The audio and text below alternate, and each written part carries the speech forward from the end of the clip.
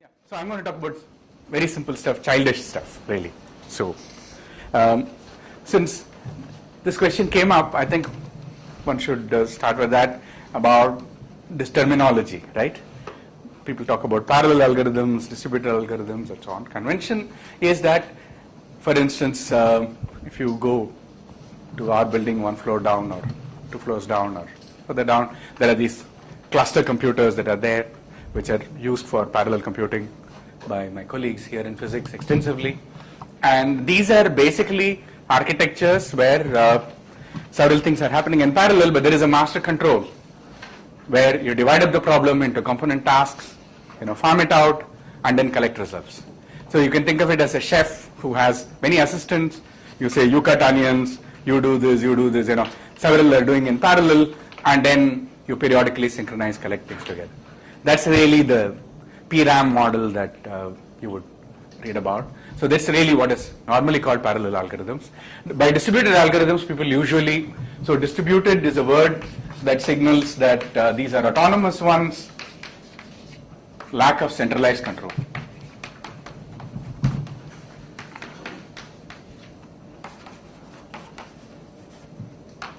Now, and as I said, concurrent is a terminology that Dijkstra suggested in the late 60s and early 70s as a way of abstracting out of both notions like parallel ones or distributed ones. Things happen concurrently with centralized control or not. So this is but all these things are changing very fast and very rapidly now. So I would say, one should not take any of this as hard and fast definitions and rules. Because when we talked about these multi-core architectures typically, many of the things being talked about today are many different processors with one common memory. That is the picture that Kamal drew. But even as we speak, there are many architectures where each core comes with its own memory as well, right? And then there are memories that communicate. So, and then that will be closer to a distributed model. So I think one should not get too much into these things for now, because all I can say is that this thing is changing rapidly. The essence of this is things happening in parallel and communicating with each other, right? Only thing is about when you want to think about it from the perspective of algorithms. So Kamal was mostly talking about it from the perspective of programs, from programming language perspective. So you have some programming language. How do you drive all this? From an algorithmic perspective, there's basic algorithmic notions that we are used to. How do you think in a distributed fashion? And that's not easy if you want to do things concurrently. Okay, so let me start with the really childish example that I like. Okay, that counting, right? How far can you count on your fingers? 1, 2, 3, 4, 5, surely. But any more than that? Can you? Oh, 5 you can count, no? But beyond that, I know people who do like this and so on. No? So, yeah. How far can you count? Only 5? 20? Like this, right? Yeah. But how far can you go? You tell me. Up to? 20? How will you do 20? Show me. 3. Yeah, start. What is 0? Well, okay. 0 is not there. Right. Start with 1. Yeah. 1, 2, 3. Where is 4? 4 is like this, is it? Okay. Yeah. And well, sign language they use, I don't know if you know sign language, right? At least the English alphabet for 26 they use. And it's a bit complicated, but you can do it, yeah. Anyway, yeah. You got up to 4 now? 5, 6, 7, 8, 10. 5, 6, 7, 8 like this. Okay. Again 9, 10, 11, 12. So with 4 fingers, I can see you'll go up to 15, 16, but what about this one? 17, 17, 18, 18, and then? 19, and last. No. So I can only see 17, 18, and 19 in this. You're cheating.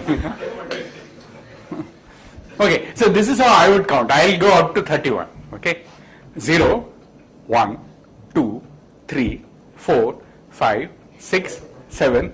Make sure I'm not cheating, right? I'm not repeating anything. 8, 9, 10, 11, 12, 13, 14, 15, 16, 17, 18, 19, 20, 21, 22, 23, 24, 25, 26, 27, 28, 29, 30, 31. Right? So how did this happen? Binary. Right. Trivial. Right? Now, thing is, when I do this with children, I do this with children. Right? Now, I can't use all these, eminent people as volunteers, but if I had school kids, primary school kids, I have 5 kids standing here, and I want to tell them that, okay, you are little finger. Imagine one child here who's acting as little finger. Then one child here who acts as ring finger. One child here who acts as middle finger. One child who acts as index finger, and one as thumb. Now, I want to tell them that what do they need to do? Instead of my putting up fingers like this, they have to put up their hands up and down, right? And they have to count from 0 to 31. 0 is easy, everybody's hands are down. Now what should each child do? What will you tell each child? Let's start with the child who is acting as little finger. What should she do? Just up and down, right? Okay, I need some signal, let's say that I'll whistle, right? Some whistle or something, and every time you hear a whistle, what should you do? If it was up, you become down. If it was down, you become up. So the little finger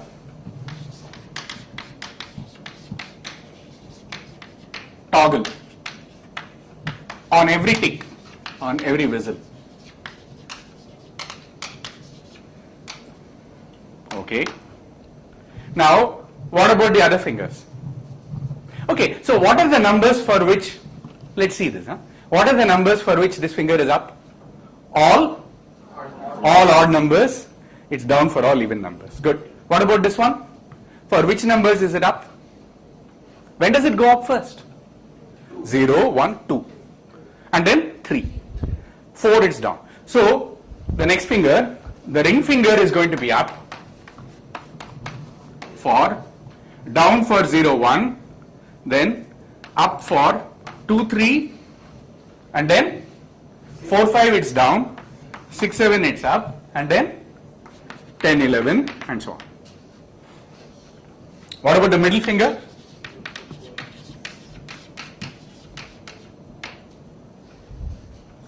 When does it come up? 0, 1, 2, 3, 4. This is when it comes up. So middle finger will be up for 4, 5, 6, 7, and then down for 8, 9, 10, 11. Will come up again at 12. 8 plus 4 is 12, right? So 13, 14, 15, and so on. So this will be 2 down, 2 up, right? First 2 whistles you keep it down, and then you put it up, remain up for 2 whistles, down for 2 whistles, and so on. So this one is, middle finger is 4 down, 4 up. Now we get to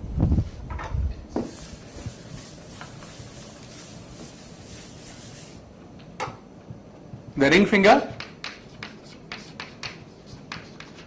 Quite easy to see because first time you come up is at 8. So 0 to 7 you are down. So 8 down. Oh, this. Clearly I am confused.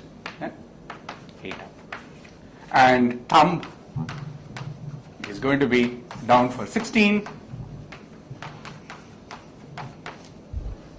First time you come up is at 16. 0 to 15 you are down. So first 16 whistles you are down. But I think it's not fair at all. Asking little children, to, you do it. I have done it many times. You do it, you give instructions like this, the children are going to get very confused.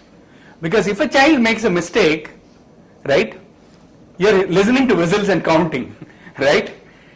And if one child puts up, the hand too eagerly or too late, like complete chaos after that. So not a great idea. And remember, another bad thing about this instruction is, you are counting up to 32, and to do that you are asking these children to count up to 16 and 8 and all that. Something is not quite right. Surely you can give simpler instructions than that. What instruction can you think of? toggle when the lower significant one comes down. See. Think of this finger. What does this represent? This is 8, right? When does it come up? After 7. What is 7? Like this.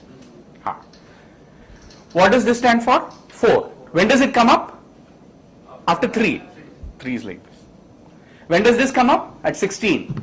Before that is 15. This is very easy, right? So now I say, little finger, hey little finger, you toggle. For anybody else, what should you do? Look to your right. Right? Look to your right. When all hands are up, what should you do? Ask them to put it down and you put your hand up. So you put your hand up. When should you put it down? You don't think about it. Somebody else will tell you. Is it clear? So the rule is,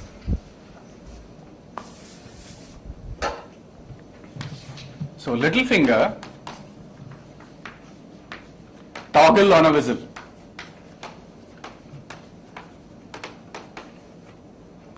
Everyone else,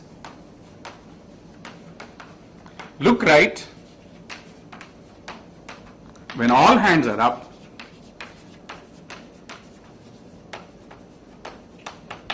ask them to put it down.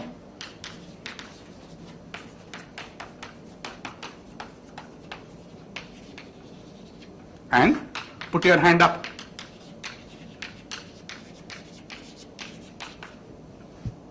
What have you done here? Is it clear that this works? Right?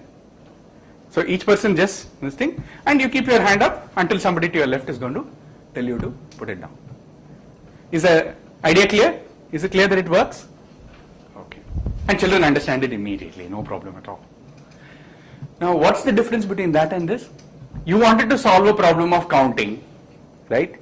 Counting up to 32, and you did it using counting up to 16, 18, and so on. Instead, there is no counting at all here, right? Now, that makes sense. If you are building, what are we doing? We are talking about an n-bit counter, right? Each is one component of the counter. It doesn't make sense to build a counter and say each of this can count also, right? It shouldn't have that much memory. Now, what is the memory required for each of these fellows here? 1. You are only showing your hand up and down. That's the output you are giving. And you don't have to remember a thing. What are you replacing memory by? By observation, by message passing, whatever you can call that, right? This is the heart of thinking in parallel or distributed algorithms. You want to replace local computation by communication. The trade-off is always between computation and communication. This is a little cute example. You can get rid of all computation and replace it all by communication. But that's really the trade-off that you want to explore. How much I can compute locally and communicate, right? And here, I have said something like this here. When all hands are up, that means I'm assuming some connectivity. What is that? I'm assuming that, well, hands are connected. Children are connected because they're seeing each other. But if you were to think in terms of processes and processors, what you are saying is that the little finger need not see anything.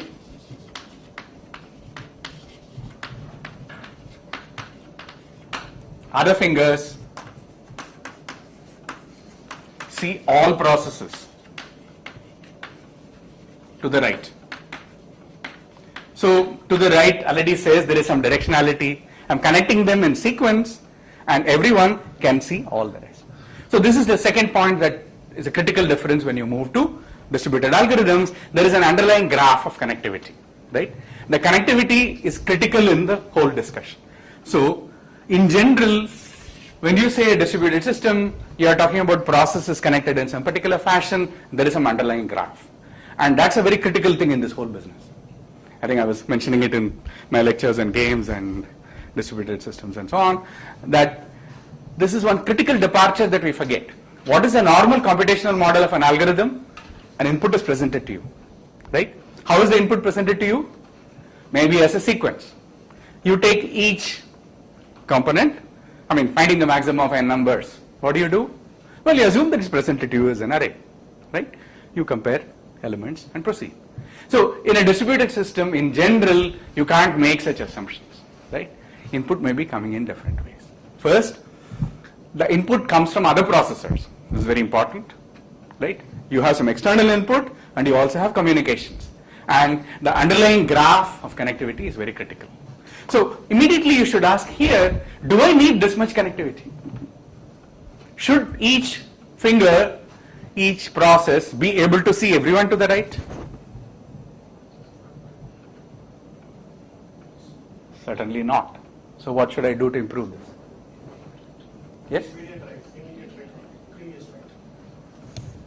Previous right. Yeah, but then tell me the rule, no? I have to change the rule. Well, look at our friend here, 8, right? When does 8 go up? Look, so in terms of only what is happening to the middle finger, what should I do? When I am down and I have to go up, okay, and then I said I asked to put up, not quite right. What should I do? Let's start with little finger. Just watch once again and see if you get the idea. 0, 1, 2. When this goes up, what has happened to this fellow? It's going down. Okay. 3, 4. When this went up, what happened to the one to the right?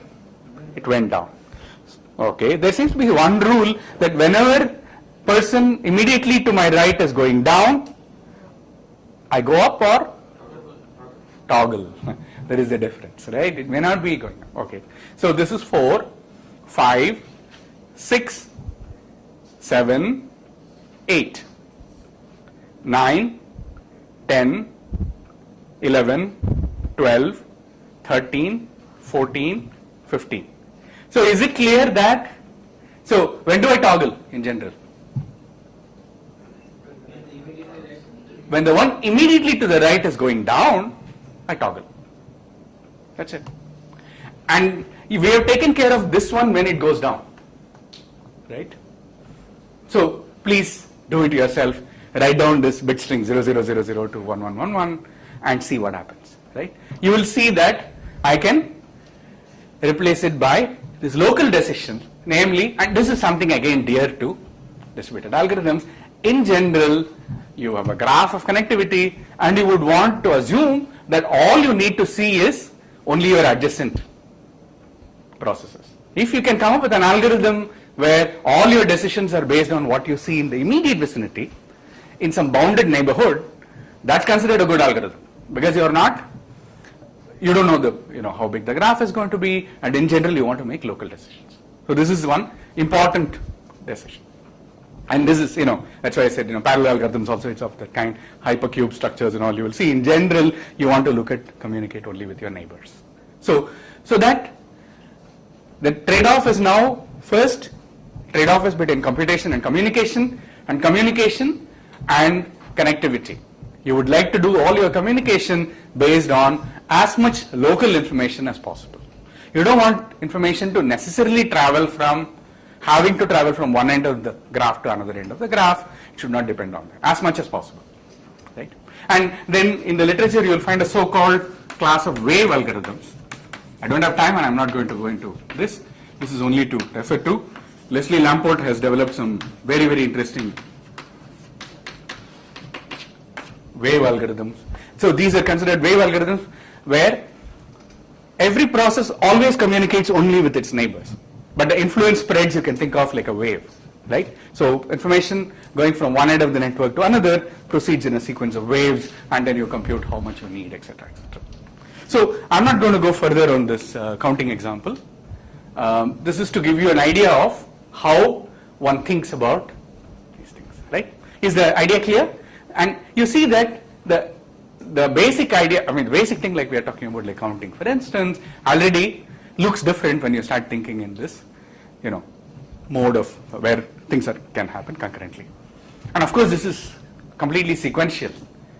That's also something one must realize, that even though processes can operate concurrently, they are, sequentialized by my algorithm, right? And you want it because you want an n-bit counter which proceeds sequentially. Fine. But in general, part of the idea is also to allow as much concurrency as possible, not make processes wait for each other. Here is one where they have a centralized control. What is the centralized control here? The whistle, right? There is a clock ticking, right? When do I take any action? When I hear a whistle, right? And that whistle is common to everybody. So there is one physical clock that's synchronizing all the activities. Okay. Now, that again may not be in general the case. And you would like to design algorithms where you don't want to assume that there is one single clock.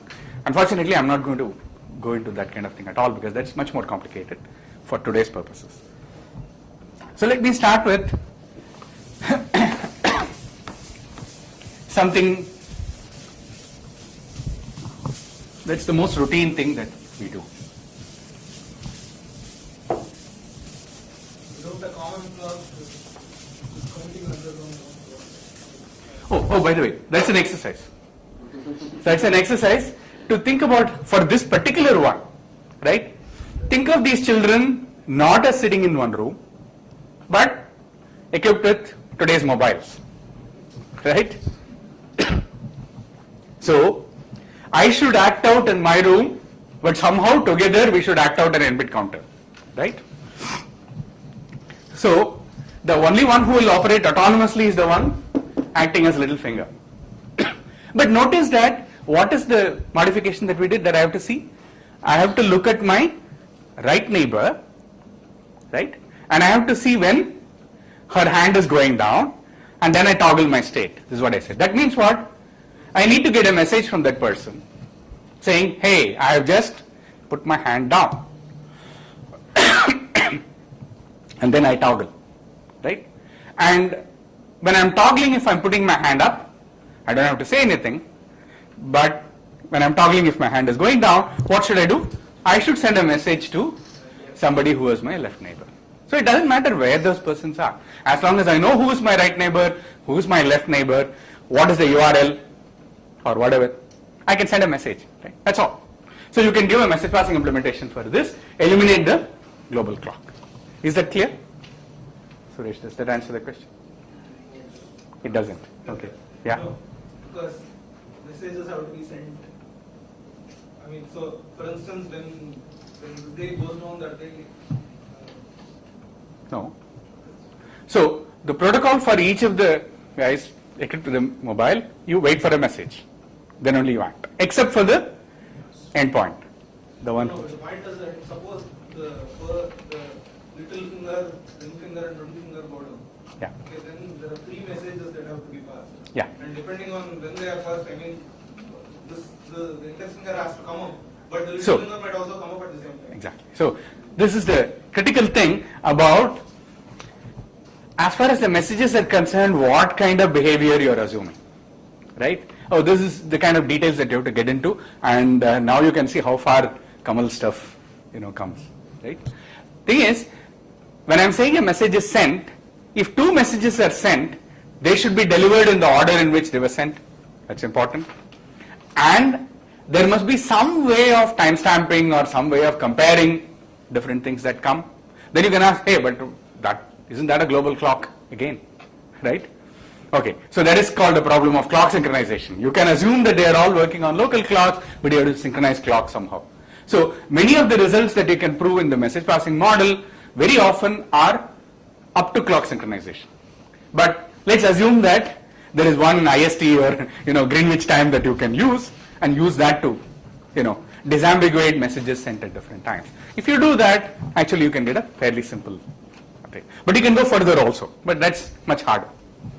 Okay, but as I said, that's the kind of complication that I don't want to get into. This is to really give you a flavor of what I call the kind of thinking that goes into algorithms of this kind. That's all I'm trying to do. Okay, so what is the most basic problem that we begin our algorithms 101 with, right? What I always say, by now you know me, right? What is that? That, okay, that's some big name. As far as I am concerned, finding the maximum of n numbers, right? Come on. Finding the maximum of n numbers is what you begin algorithms with, right? You are given n numbers, and they're laid out to you. You take the first one, call it the maximum, and then on your mother's knee you learn that, you compare adjacent ones. By the time you have done n minus 1 comparisons, you get the maximum. And n minus 1 comparisons are necessary. That's a lower bound and upper bound, and then you say okay. And then we talk about sorting and all that after that, right? Because this is like first step. Question is, how do you do it in a distributed world? If there are n processes, each holding on to one number, how are you going to find the maximum? You meaning who? Who finds the maximum?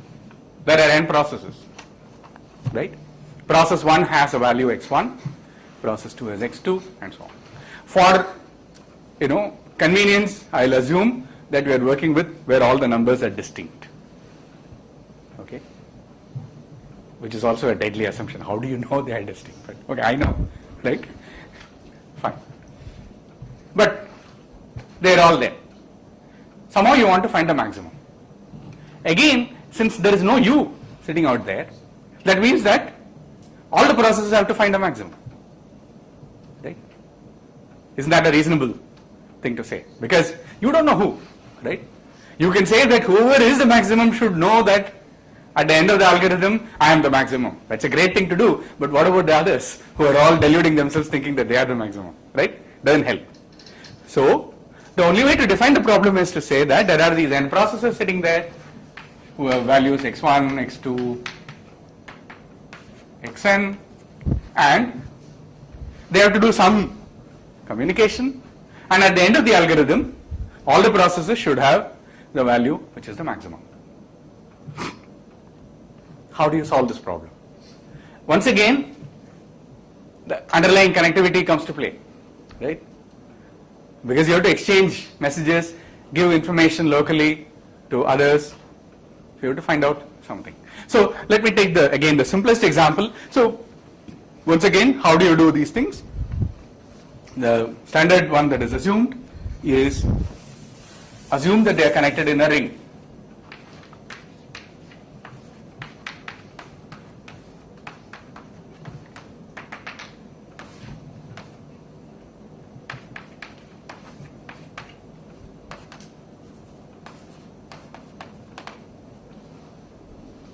And I have made it a directed graph. So there is a notion of who is my left neighbor and who is my right neighbor. If this is what is given, how will you solve the problem? What does process I do? Processes are sitting at the nodes and the edges represent how they can communicate, right? An edge from here to here means that a process will send a message to the one which is I plus 1. Okay, so what does process I do? Yes?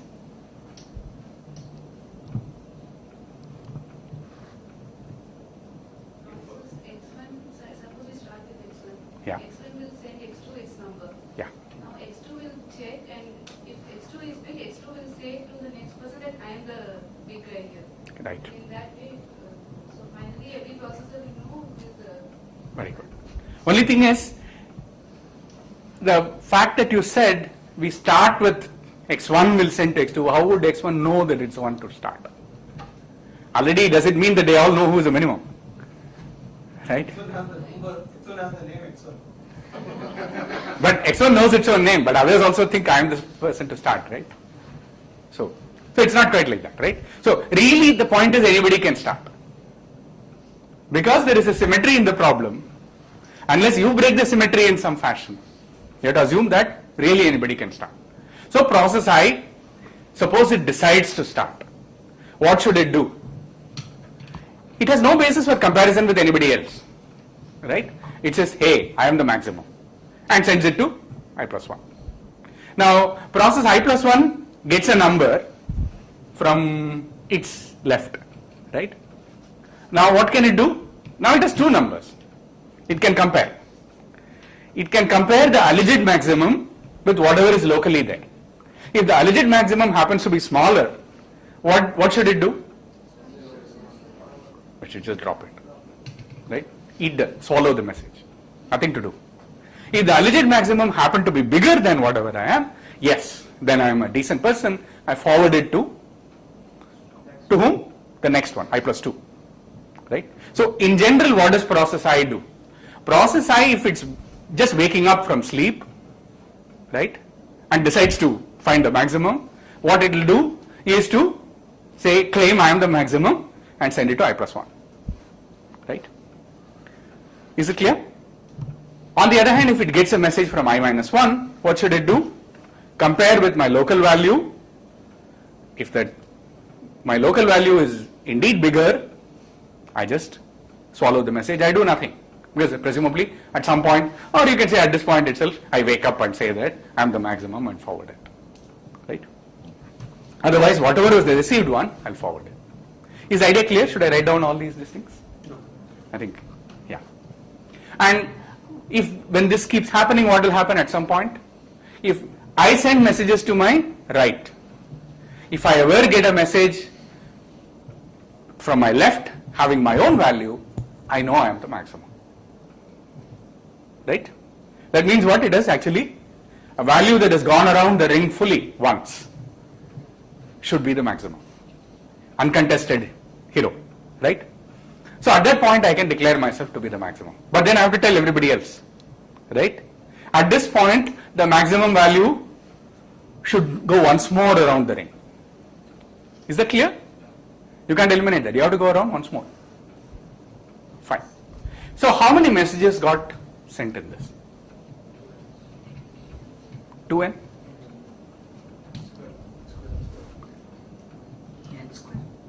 N squared? Why n squared?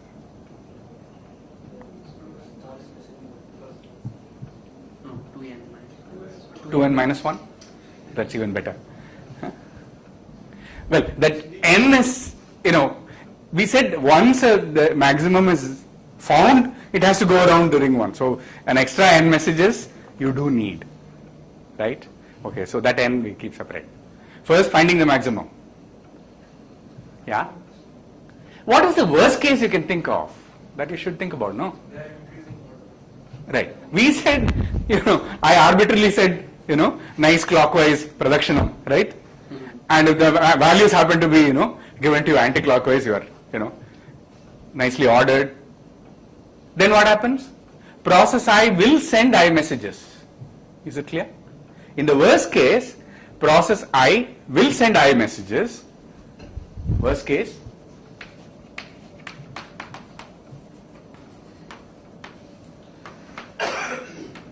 Sends I messages.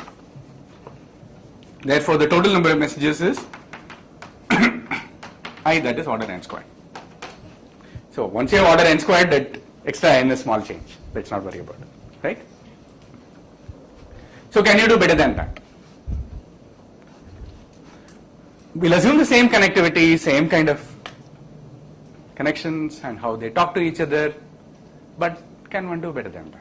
Is there some reason you don't want to break this symmetry and have each person do exactly the same thing? If you have somebody who you know is going to be the start, then you don't need. I erased that, I shouldn't have.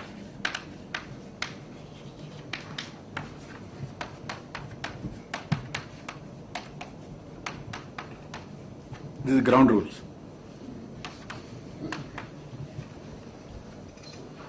And, okay, since he has asked, why is this a golden rule? Why do I want to not, elect our dynamic leader and No, but then what about ask her to?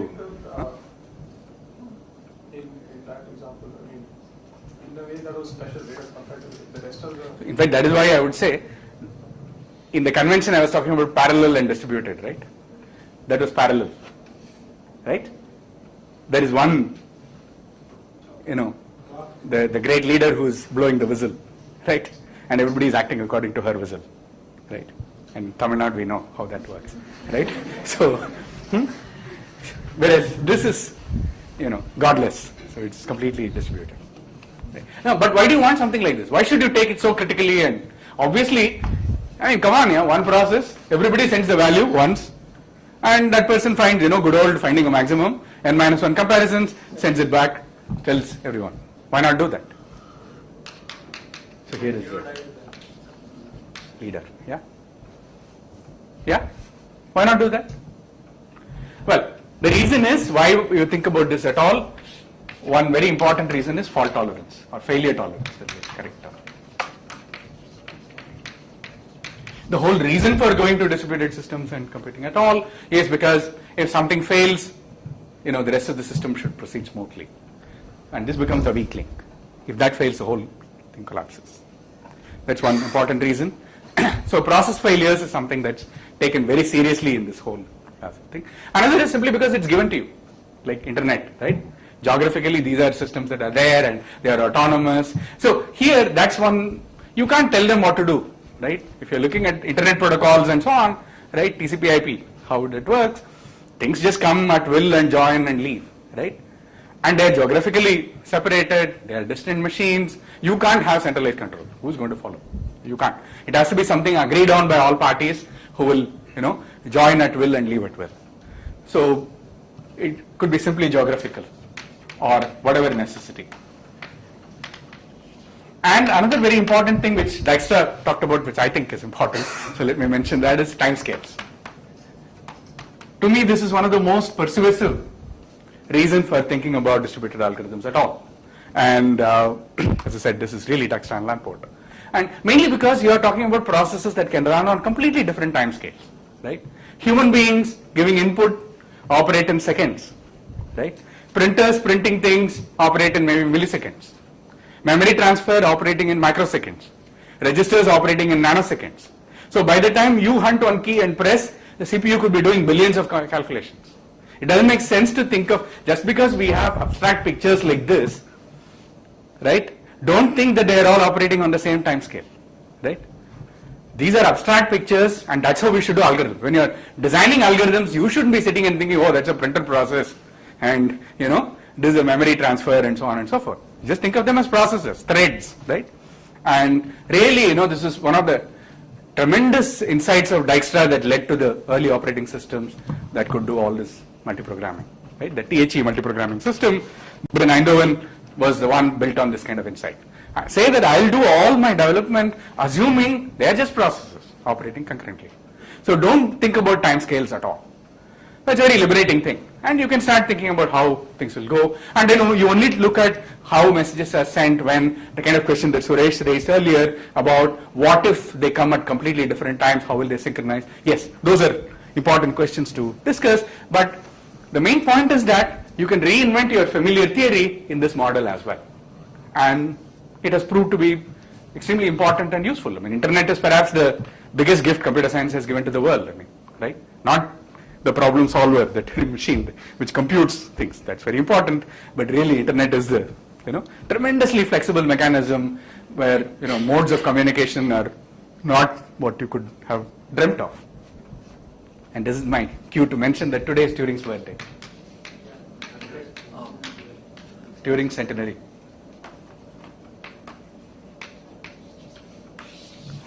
And last month in Cambridge there was a Turing centenary conference, and somebody was saying that if Turing would have been really proud of something that humanity got from computing, it would be the internet. And Turing's great papers, one is this model of a Turing machine, and the other one is of what is called the Turing test. And most people compare and say what is the deep one and so on. But certainly Turing had this idea of computers communicating with each other, human beings communicating with computers, and all these, and how that in itself is a kind of embodiment of human intelligence. Okay, this is something that Turing was thinking of. Anyway, so today's program is quite apt in my opinion. And also we are planning to have, among this Golden Jubilee lectures, one day devoted to the life of Alan Turing and his work. Most likely in August, sometime middle of August we'll have one, and you'll get information on that. Okay, so let's get back to this model and then ask, how can you do better than this? One thing is that what is clear is this is the problem, right? You're making process I send I messages. Can you fix this somehow, right? And make it all messages travel to one fixed neighborhood. So for this, I'm going to move to a bidirectional ring. So that means it's an undirected graph and or bidirectional, so messages can travel in both directions. So let's assume that what we have is a bidirectional ring, and it's an exercise for you later to see how you would do it for a directional ring, directed ring as well. So what each process does is, let's fix a neighborhood. So this is a K neighborhood.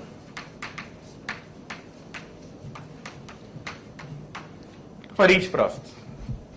Okay, K on this side and K on this side. So K neighborhood has 2K plus 1 processors. Okay. And what does, so and this is a very typical solution that's provided and almost like a paradigm way of thinking, right? When you have something you want to improve, what you do is fix in neighborhoods, and things always happen, everybody is always operating within their neighborhoods, and you expand the neighborhood as you go along. This is the idea. So what a process does is, when it decides to do something, it sends whatever its value to its neighborhood, right?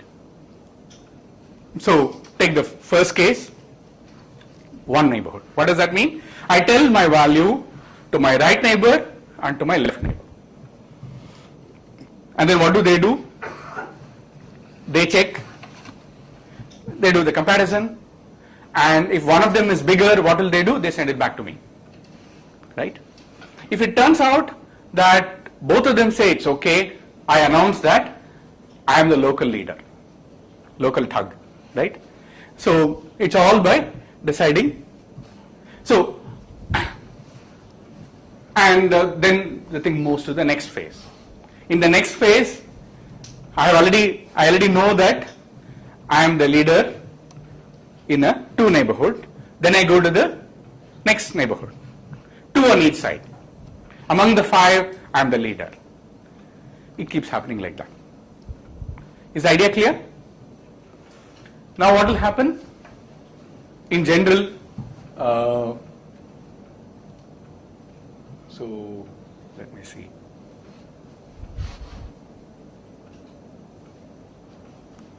Actually, not 2K.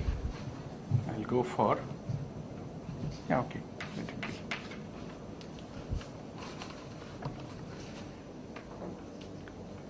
How many neighborhoods like that should I look for?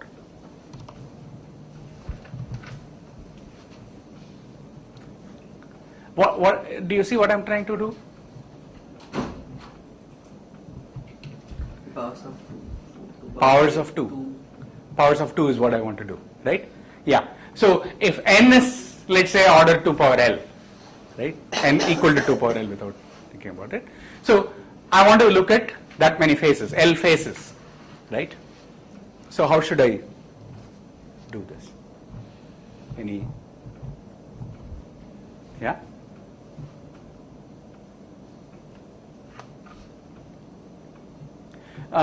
So 2K, if I have only K, what are the kind of values of K that I want to work with? In the Lth phase, what should be K? Am I hearing something? Shreya saying, yeah. 2 raised to n. This is what I want. In the Lth phase, K equals 2 power L. This is all I need. Because then what will happen? I'll start with what is the first phase, right?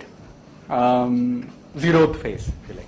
0th phase, I send it to both my neighbors, and at any point of time, I'm sending it to 2 power L processors on each side. Find the maximum. Whoever is the maximum will move to the L plus 1th phase, right? Whoever is the local leader will move to the L plus 1th phase. You keep doing this. How long do you have to do this? Log n, right? So how many phases? order log n phases.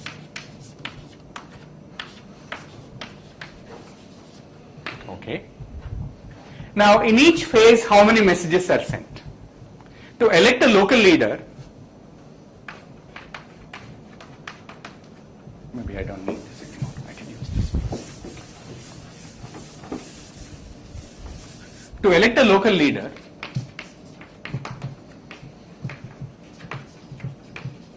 in the elth phase, how many messages are sent?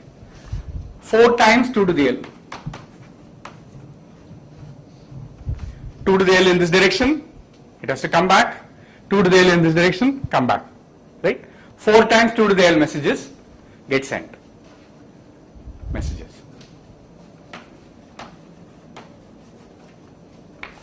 How many local leaders are there in the Lth phase? Remember, at the same time it's happening all over the place. We are really exploiting the concurrency here, right? Remember in the first phase when we are starting, everybody is comparing with their neighbors all around the ring, right? So how many are there?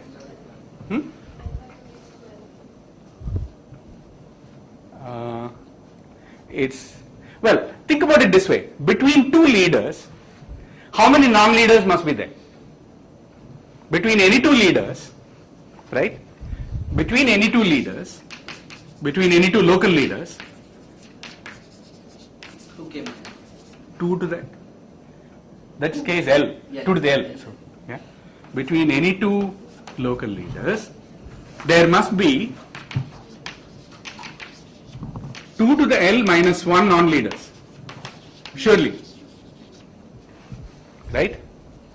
Between any 2 leaders, there must be 2 to the L minus 1 non-leaders they must be separated that way.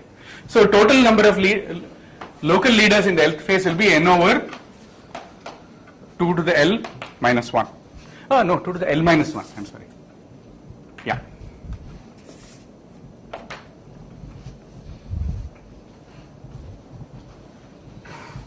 Yeah.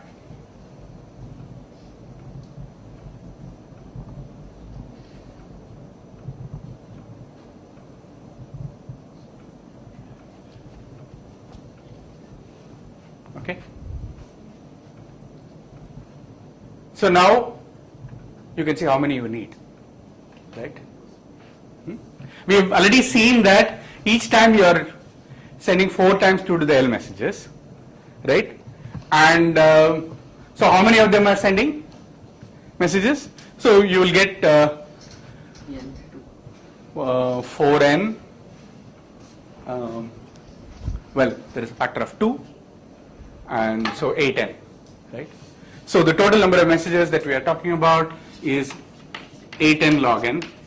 So it's order n log n. With order n log n messages, you can actually find the maximum, and then you need another n messages to announce the maximum to everybody. That's again small change that you can add.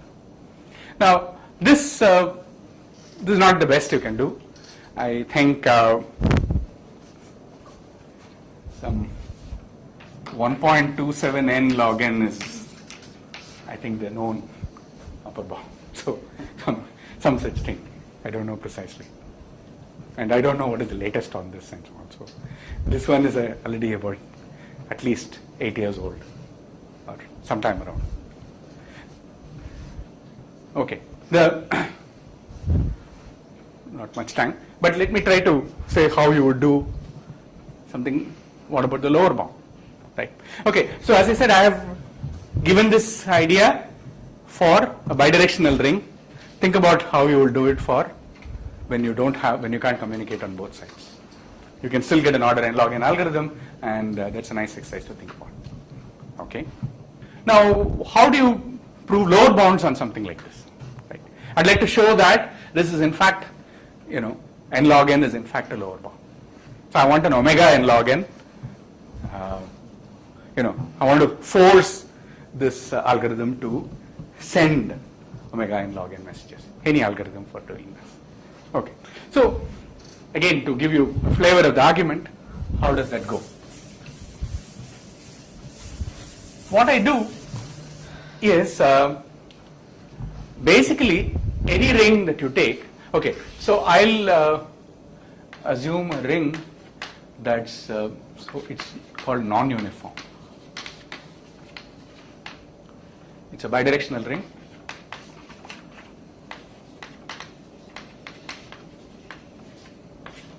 Non-uniform in the sense that processes no n. This is another important thing that you will find in the analysis of distributed algorithms, how much each process knows about the entire graph. The knowledge of a process about the global system is something that's an important criteria. It's not necessary in this algorithm that we talked about here, right?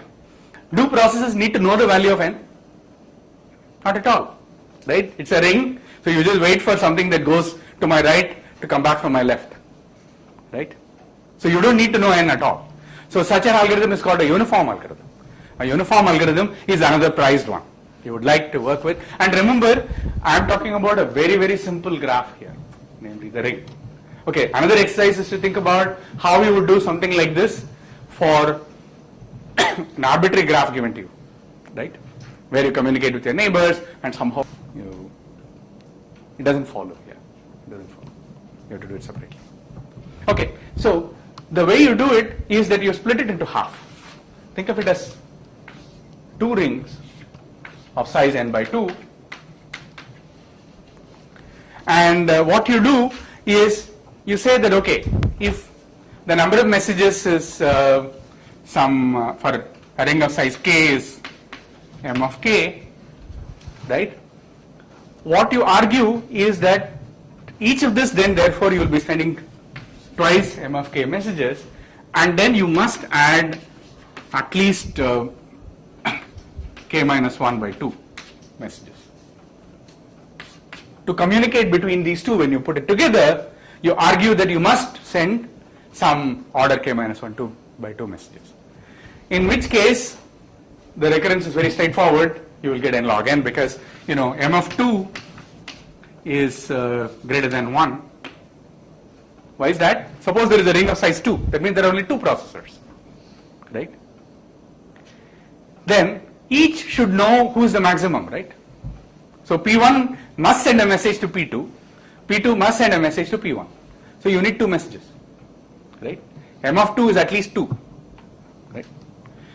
And that's basically the idea that you want to make use of. So M of 2 is this one, and what you are saying is that M of n is greater than or equal to twice n 2 plus n minus 1 by 2. And that gives you order n log n. So this is a critical argument.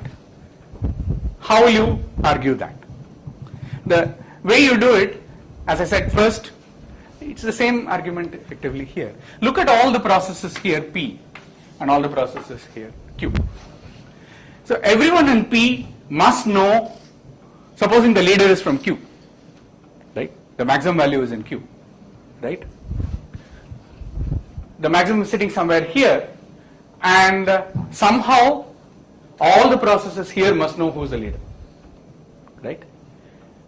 So if I take 2 rings of size n by 2 and connect them up to, so let's say that this is E1, this is an edge E1, and this is an edge E2. Now what we are doing is to break this and connect them up as some E1 prime and E2 prime here. This is what we are doing, right?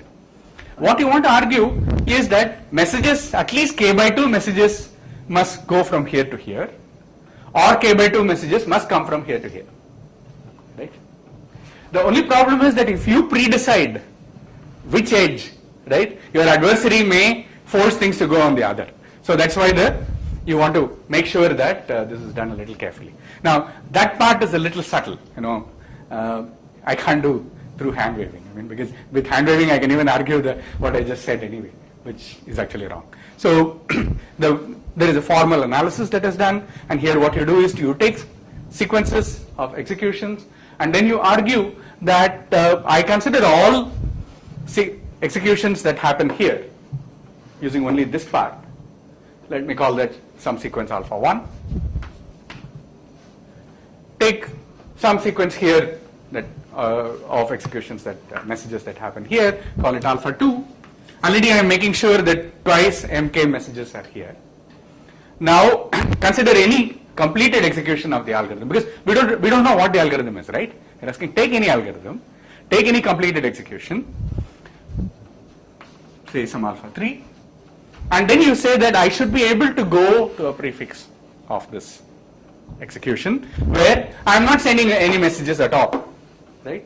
So that's some alpha 2, alpha 3, alpha prime that you come up with. Now you sit and argue what you're going to do, right? Look at all, you can say that now there is an extension of this where no messages sent on this at all, no messages sent on this at all. Start from there and now schedule the execution.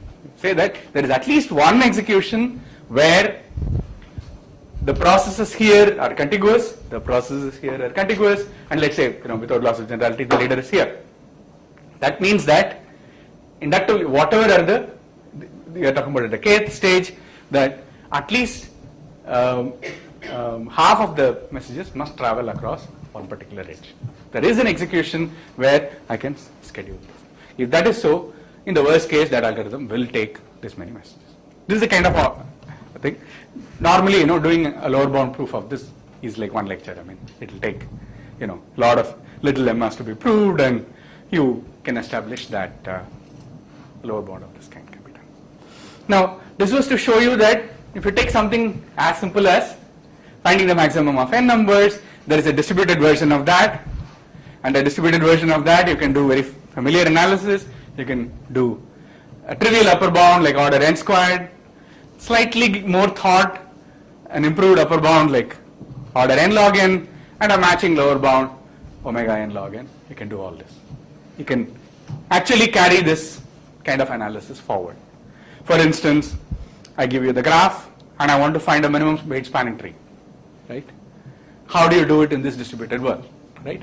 You are given the graph, processes are sitting at nodes. Now, between themselves, they want to compute a minimum spanning tree. At the end of the algorithm, each process should have a copy of the MST at its node for the entire graph. Again, what is the connectivity based on that you can do, and there are some very nice algorithms. You can do upper bounds and lower bounds of these. You are given a graph, there are all these n numbers, you want to sort it, right? We talked about finding the maximum and minimum. So I'm trying to argue to show you mainly that in the familiar world of algorithms, all the algorithmic problems that we know of, you can start thinking in these terms. Some of them are easy, many of them turn out to be really hard. Like for instance, what I said about MST, finding a cycle in a graph, checking whether a graph is bipartite, there's, nice algorithms that you learn in 101. You can start, what is BFS? How will this, distributed system together run a BFS on my graph, right? How do you do it? Well, there is an algorithm for that. So, this is really a semester's job, not something that you can do easily. And turns out that many of this, the analysis is really, really tricky. And very simple problems, and many of these lower bounds are not known. I mean, it's an area with lots of open problems. Then comes more interesting ones like randomized algorithms, right? Randomization, once again, distributed randomized algorithms, I'll say, is really where the action is, because they're really tricky and, a lot of open problems there. So let me end with one remark. When you want to move to distributed systems like the internet, okay, there is another dimension that comes in, and that's, to me, is something very interesting, namely that after all, the paradigm that we are thinking of is that an algorithm designer says this is what you should do, and all the processes sitting at nodes are nice, well-behaved algorithms which do exactly what the designer tells them to do. If we are thinking of things like the internet that I was talking about, right, these are so-called protocols where, processes are in computers, autonomous computers, and all communication is managed using some communication protocol.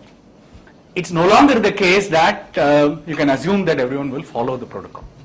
So another model that is considered is one where each of these processes have their own private objectives. They have certain goals. They'll follow the protocol, follow what the algorithm designer says, only up to a point. If it gets me, good behavior. Otherwise, I don't. Well, oh, by the way, one of the basic ones and extremely interesting one is connectivity. I have this graph. There is node S, there is node T. I want to find the shortest path from S to T.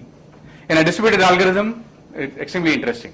Now you can say that, well, supposing you were trying to do this on the network, for instance, on the internet, right? How are these things done? Packets are forwarded using routers and so on. Now, that assumes a model where every process is willing to forward a packet from some unknown source to some unknown destination. For what reason? Strictly being altruistic, being a nice person, etc. You can't assume such things, right? Now, so one model is to say that take the same problem, same development, all these things, but also allow these processes to be selfish.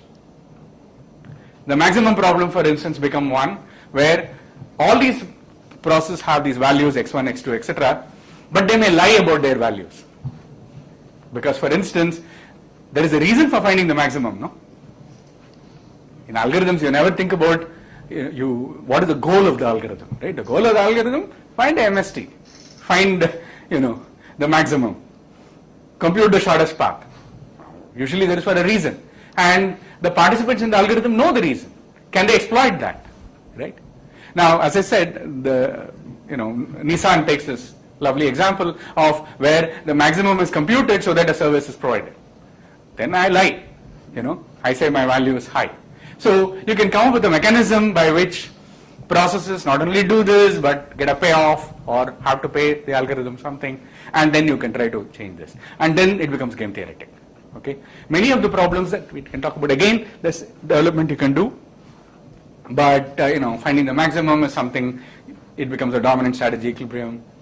Finding a maximum independent set, there you get a Nash equilibrium. Finding MST, you are talking about something which is a conditional equilibrium, and so on and so forth. So there is a very nice development that you can do. Start with algorithms that we learn, but as distributed algorithms. Over the last 25 years or so, there is a body of literature that has developed, which gives part of the core that we talk about, quite a lot waiting to be explored. Then the other recent development of looking at it in models of selfish agents, where even that is still dark. I mean, we know only a handful of algorithms of that kind. Largely, we don't know how the entire development would go. That's it. Thank you.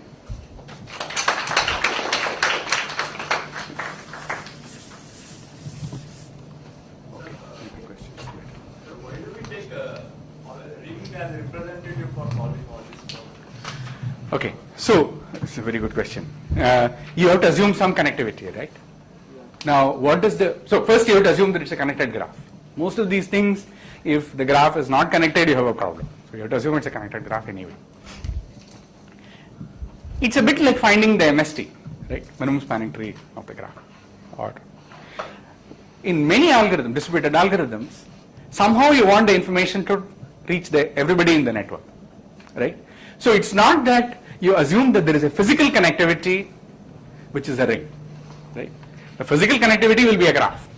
What you will do is to come up with some ring connecting all the processes. It's a kind of a logical connectivity that you come up with and use that to solve the problem. Because you know that many things can be solved that way. So ring is one, when you can do it, is what. In fact, quite a bit of database transactions which involve many processes. And by the way, this ring will not be for the entire graph anyway. It will be for some subset of nodes which have to compute something together. First, you compute a ring on them and use that to solve the problem. So these are virtual links that you set up and communicate on that virtual link. That's the idea. So ring is one thing that normally people work with. Star networks. Star again, not because you have a star available, but first you come up with a kind of a logical star that on your graph, and then communicate on those links. So, anything else? Any other questions? And there are also failure tolerance versions of these things. Oh yes, of course. I put it down. So how much? So that's a very important. So what are the parameters that you study in this whole thing?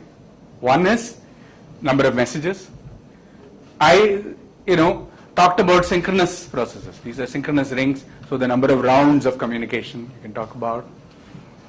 Time complexity you talk about, but message complexity is this thing, because the big trade-off that you're looking for is computation versus communication. How much you want to do. You want to do as little as possible locally and transfer it all into communications. The other parameter that's very critical is failure, right?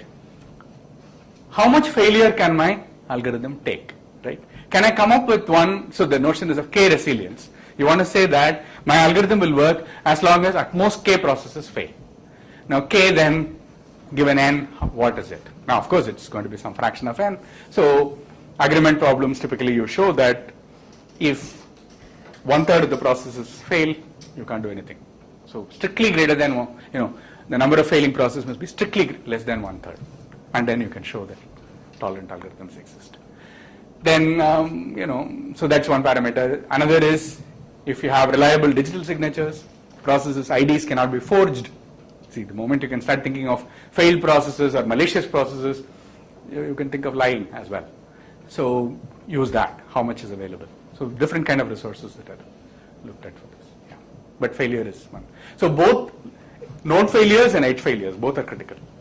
So some node collapses, its entire neighborhood is gone.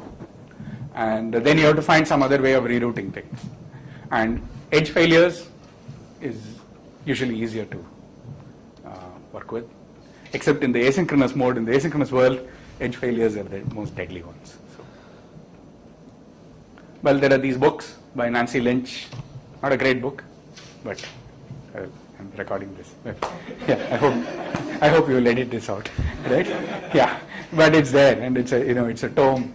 It's something that there is also a book by Gerard Tell, and there are a few, but Barbosa. Peleg is a little better, but they're all better for different things. So unfortunately, that's the situation. Can other topologies can be mapped to ring, for example, hypercube, so that you can form a ring there? You can, but it's usually pointless because the algorithms that exploit the structure of the hypercube, are so structure dependent that when you do this, you lose all the flavor of these. So this works in the distributed case. I mean, when you have a hypercube architecture, which you can have on your board stacked up like downstairs, it's best to use that, and you get much better results. Okay, thank you.